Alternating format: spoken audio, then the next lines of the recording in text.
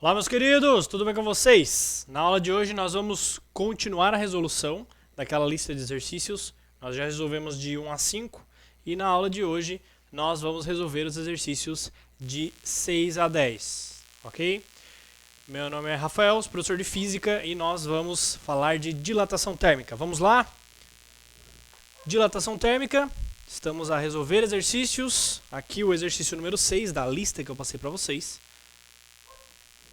E ele diz o seguinte: uma placa de alumínio com um furo circular no centro foi utilizada para testes de dilatação térmica. Em um dos testes realizados, inseriu-se no furo no furo da placa um cilindro maciço de aço. A temperatura ambiente, o cilindro ficou preso à placa, ajustando-se perfeitamente ao furo, conforme ilustra a figura abaixo. O valor do coeficiente de dilatação do alumínio é aproximadamente 2 vezes o valor do coeficiente de dilatação térmica do aço. Aquecendo-se o conjunto a 200 graus Celsius, é correto afirmar que... Então tá, a gente tem ali o que? Uma situação onde existe uma placa. A figurinha ali tá tudo bem, né? Essa placa tem um furo. Típico exercício de dilatação, onde você tem uma região vazia do material, e essa região vazia, quando o material sofrer dilatação, vai sofrer dilatação também. A gente vai imaginar que essa dilatação ela é para o furo exatamente igual acontece para o material.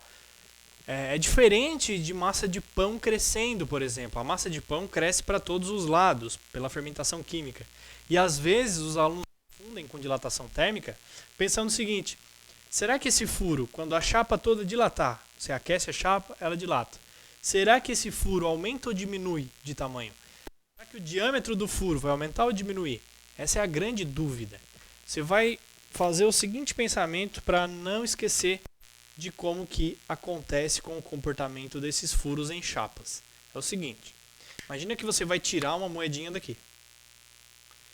Você tirou a moedinha desse furo, tá? Então, aqui tem um furo e do lugar do furo saiu um cilindrinho, uma moedinha. E aí você vai aquecer agora a chapa e a moeda. Quando você aquece a chapa, o que acontece? Ela aumenta suas dimensões, ela sofre dilatação térmica. Quando você aquece a moedinha, o que com ela? Aquecendo a moedinha, ela vai também dilatar. Ela sofre uma expansão térmica, tá? Então, olha só. Eu tiro a moedinha do lugar, aqueço os dois, eles aumentam de volume. Quando eu tentar devolver a moeda para o lugar, com o sistema aquecido, ela tem que poder entrar, né? Ela tem que caber lá dentro, ela tem que encaixar, já que sofreram a mesma variação de temperatura. Então, não faz sentido eu pensar que quando a chapa sofrer uma dilatação, um aquecimento, o furo diminui. Não faz sentido pensar nisso. E se o furo diminuir, essa moeda não volta mais para o lugar, tá? Então, sempre que uma chapa for aquecida, sempre que um espaço vazio for aquecido, eu vou considerar que aquele espaço vazio aumenta suas dimensões na mesma proporção de que se ele fosse completamente constituído de matéria. Ou seja, eu vou considerar que esse buraquinho na chapa expande termicamente exatamente igual se ele fosse feito de uma moedinha de mesmo material. Então, do que depende a expansão desse buraco? Depende do que a chapa é feita. O buraco vai expandir com o mesmo coeficiente de dilatação da chapa, ok? Então, ali no exercício é uma chapa de alumínio e uma haste de aço que está cabendo perfeitamente naquele furo. Você introduz aqui uma haste de ferro, de aço, né? Uma haste de aço. E aí vamos lá. O conjunto vai ser aquecido, beleza? E é correto afirmar que, primeiro, o cilindro de aço ficará ainda mais fixado à placa de alumínio, pois o diâmetro do furo da placa diminuirá e o diâmetro do cilindro aumentará. Essa opção não pode ser correta. Por quê? Porque com o aquecimento, vou anotar aqui, quando existe um aquecimento, o furo expande. Ele sofre uma dilatação térmica. Então o furinho vai aumentar. Na B, o cilindro de aço solta-se a da placa de alumínio, pois, em decorrência do aumento de temperatura, o diâmetro do furo aumentará mais que o diâmetro do cilindro. Tá? Essa aí tá bem bonitinha, essa opção tá correta. Então, para o exercício 6, nós temos a opção B como correta. A C, por que não está correta? Não ocorrerá nenhuma mudança, pois o conjunto foi submetido à mesma variação de temperatura. Não, é claro que vai haver mudança, porque são materiais diferentes. Na D, o cilindro soltar-se-á da placa porque sofrerá uma dilatação linear. Em função da conservação da massa, ocorrerá uma diminuição no diâmetro do cilindro. Não, né? Com o aquecimento, existe um aumento no diâmetro do cilindro e não uma diminuição. Não faz sentido isso. Não é possível afirmar o que acontecerá, pois as dimensões iniciais da placa e do cilindro são desconhecidas. Não quer dizer, né? Poderia ser um cilindro e uma chapa extremamente grandes ou pequenos. Do que depende esse fenômeno? Depende do tipo de material que a gente está trabalhando. Então depende do elemento químico. Ali a gente sabe, é aço e alumínio. Então se a gente sabe o elemento químico, a gente sabe o que vai acontecer, não importa o tamanho. O alumínio, então, dilata mais rápido, 2 vezes mais rápido que o aço, para a mesma variação de temperatura.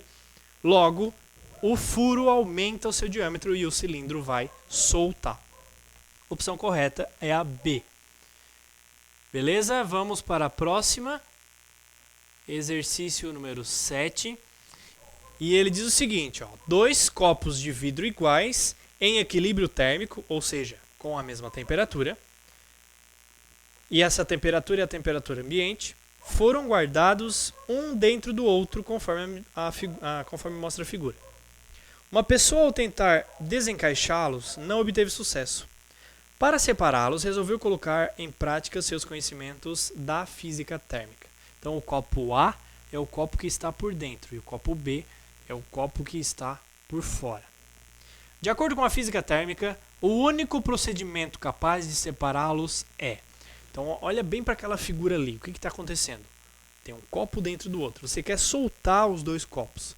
Para soltar os 2 copos, pensa bem, o que tem que acontecer com o copo de fora? O copo de fora ele tem que expandir um pouquinho. Tudo bem?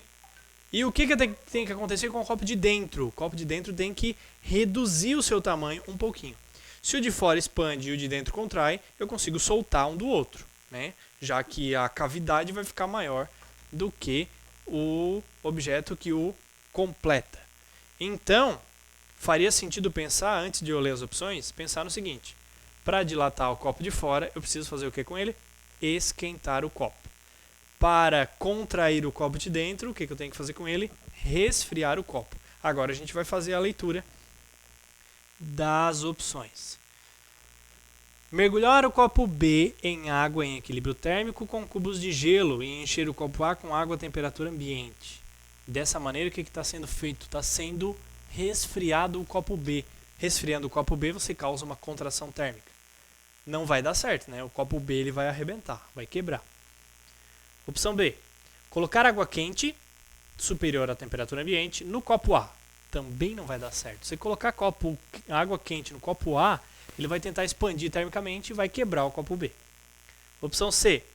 Mergulhar o copo B em água gelada. Bom, se eu botar o copo B em água gelada já não vai dar certo. Vai arrebentar o copo B, ele quebra. Ele vai tentar contrair, não pode, vidro não tem elasticidade para sofrer torção o suficiente, então ele arrebenta. Opção D. Encher o copo A com água quente, já não vai dar certo. Colocar água quente no copo A, ele arrebenta. Opção E, encher o copo A com água gelada, inferior à temperatura ambiente, e mergulhar o copo B em água quente, superior à temperatura ambiente. Dessa maneira você consegue soltar os 2 copos.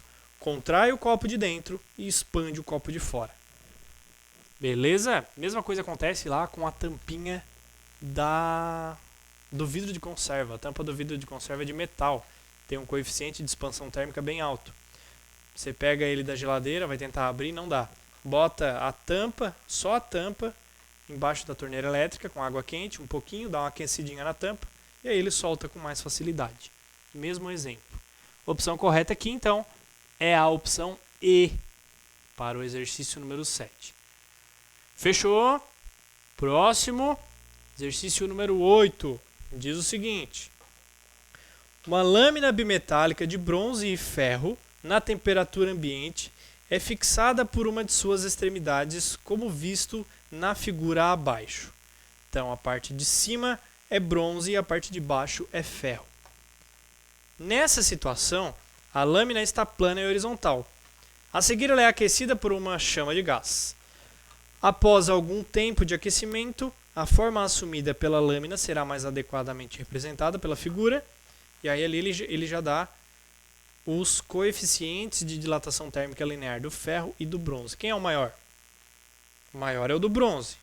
Significa que o bronze sofre uma expansão linear maior do que a do ferro. Então o que vai acontecer, né? A gente já fez um exercício semelhante a esse na semana passada, que é o seguinte: você tem uma lâmina bimetálica, coloca suas duas mãos aqui, as lâminas são fixas uma na outra, soldadas, unidas, coladas. Nesse exercício, nós temos quem tem maior coeficiente de dilatação na parte de cima, o bronze. Então a parte de cima vai dilatar, vai aumentar o seu tamanho mais rapidamente que o de baixo. Então qual é a tendência? Empurrar a mão de cima. Você empurra a mão de cima sem soltar a de baixo, pela junção, né? Empurra a mão de cima sem soltar a de baixo. A temperatura a tendência é, com o aumento de temperatura, de dobrar essas duas chapas para baixo. É só empurrar a mão de cima.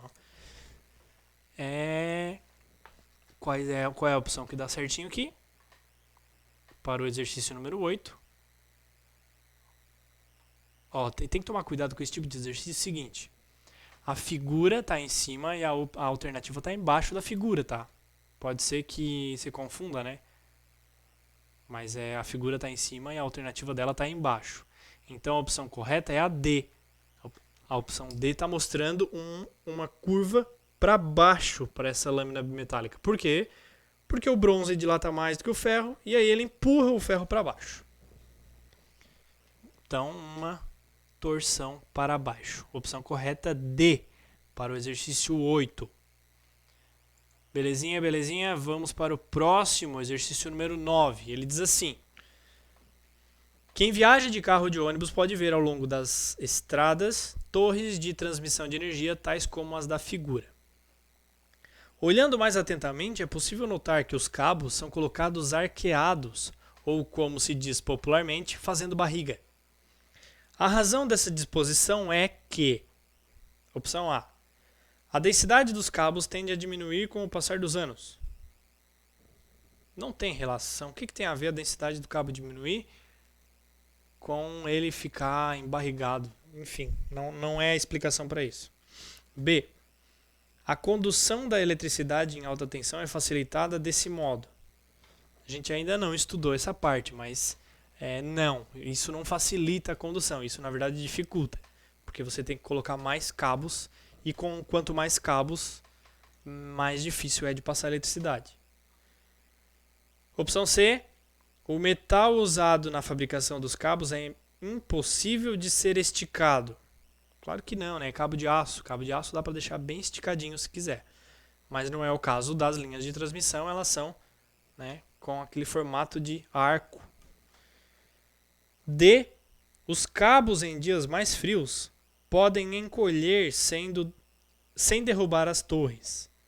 Então veja bem, o cabo é colocado com aquela folga, aquele espaço sobrando, porque, de acordo com essa explicação, na D, os cabos em dias mais frios podem encolher.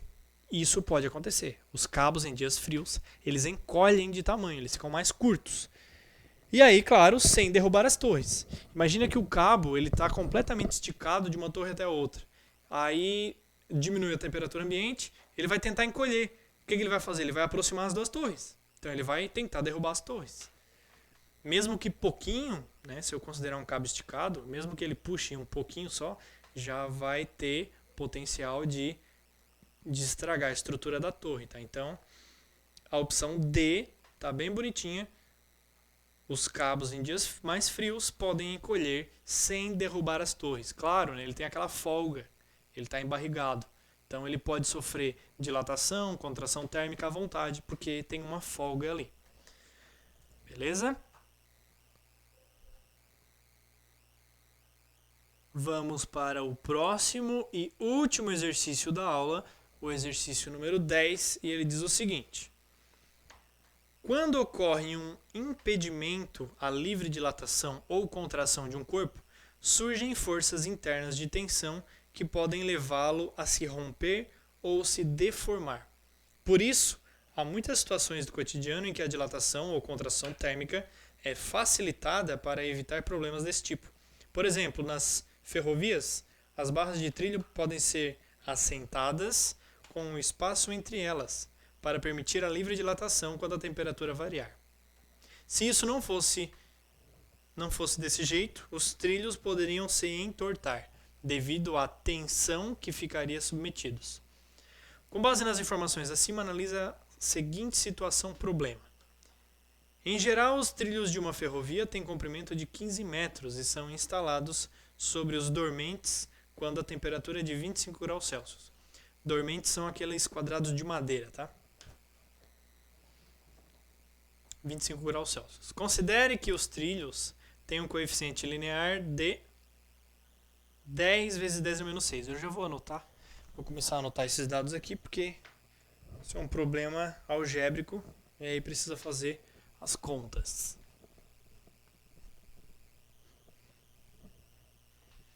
Então a gente já tem aqui um comprimento inicial, são 15 metros a barra. Tem o coeficiente de expansão linear, alfa. Quanto que é? 10 vezes 10 na menos 6 graus Celsius na menos 1. Em um dia ensolarado de verão, a temperatura dos trilhos pode atingir 55 graus Celsius. Então a gente já tem temperatura inicial, 25 graus Celsius. Temperatura final, 55 graus Celsius. Quanto é a variação de temperatura? ΔT. ΔT é 55 menos 25. ΔT é igual a 30 graus. Qual deve ser a distância de dilatação mínima entre os trilhos, de modo a evitar que as extremidades de dois trilhos consecutivos se juntem e se deformem, podendo ocasionar um acidente? Qual é o espaço deixado entre os dois trilhos? Então vamos lá. Vem aqui para o quadro. O que a gente quer saber aqui é o seguinte. Vou fazer um desenho para ficar mais tranquilo de entender. Você tem um trilho chegando aqui. Fazer...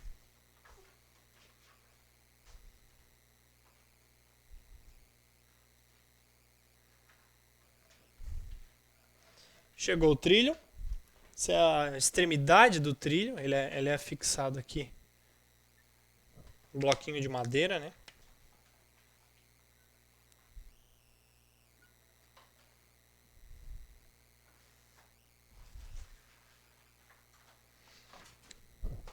E aí vem vários bloquinhos de madeira, os dormentes, que ele citou ali.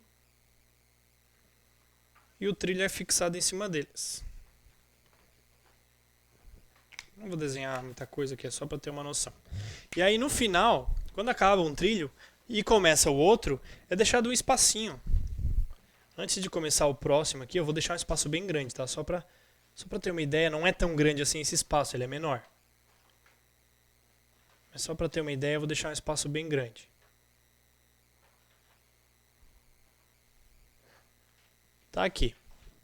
Esse espaço é chamado de junta de dilatação. ΔL. Por que ΔL? Variação de comprimento. Uma barra vai sofrer aquecimento, ela aumenta de tamanho, a outra também. Tá? Então, dessa maneira, as duas vão tentar se encostar aqui. Quanto mais quente o conjunto, mais próximo elas vão ficar. Quanto mais frio, mais longe. Claro, esse espaço ele é pequeno, né, pessoal? É menos de 1 centímetro para cada 15 metros. Então, a gente vai calcular isso. Qual é o espaço aqui que precisa ter para barras de 15 metros de comprimento. Então vamos lá. ΔL é igual a L0, alfa ΔT. Nós temos todos os dados já, só falta encontrar quanto é a variação de comprimento dessa barra. O comprimento inicial dela era de 15 metros, o coeficiente de expansão é 10 vezes 10 a menos 6. Isso aqui é determinado em laboratório, tá? Então, valor tabelado, não precisa saber, não precisa lembrar, sempre tem para pesquisa. Variação de temperatura, ΔT, 30 graus, mais ou menos, variação de temperatura que vai sofrer esse material. Variação do comprimento vai ser quanto? 3 vezes 15, 45, 450 vezes 10 a menos 6. 4.500 vezes 10 no menos 6. Posso trazer a vírgula que está aqui, ó, escondidinha? Posso trazer para o lado da esquerda, somando no expoente. Sempre que eu pulo uma casinha para a esquerda, somo um no expoente. Então eu vou tentar desmanchar esse menos 6. Eu vou pular 6 casinhas. 1, 2, 3, 4, 5, 6. Olha como que fica. ΔL é igual a 0,0045 metros. Ou seja, se eu tentar passar para milímetro para entender melhor, 1, 2, 3. Variação do comprimento é igual a, quando eu pulo 3 casinhas de volta, eu passo a minha medida de metro para milímetro. 4,5 milímetros. Esse é o tanto que uma barra metálica dilata por sofrer uma variação de temperatura de 30 graus. Então, a opção de 4,5 tem a C e a D, só que uma é menos 4, a outra é menos 3. Ó, veja bem, eu passei 3 casinhas, ó, 1, 2, 3. Passei 3 casinhas, então isso aqui é correspondente a 10 na menos 3. Né? As opções da questão estão trazendo assim. Em metro, às vezes vai aparecer em milímetro, tá? Ah, professor, não sei fazer. Como que eu faço a conversão de metro para milímetro? Você pode usar uma regra de 3. Vou trazer aqui para o quadro. Ó. Pode usar uma regra de 3, tranquilo. Você só tem que lembrar que 1 metro possui 10 na 3 milímetro. É isso que você tem que lembrar. Ou 1000 milímetros. 1 metro tem 1000 milímetros. Tem que lembrar disso. Assim como 1 quilômetro tem 1000 metros. A diferença é a mesma. A diferença é de 1000. Isso aqui tem que lembrar, tá? Aí você faz uma regrinha de 3 usando esses valores. Para passar daqui para cá. Joinha? Meus queridos, o que tínhamos para a aula de hoje era isso. Resolução dos exercícios para finalizar a nossa lista. Nos vemos na semana que vem, certo? Fiquem seguros e se tiverem alguma dúvida pode mandar para mim. Show? Valeu? Até semana que vem e é isso aí. É nóis. Tchau.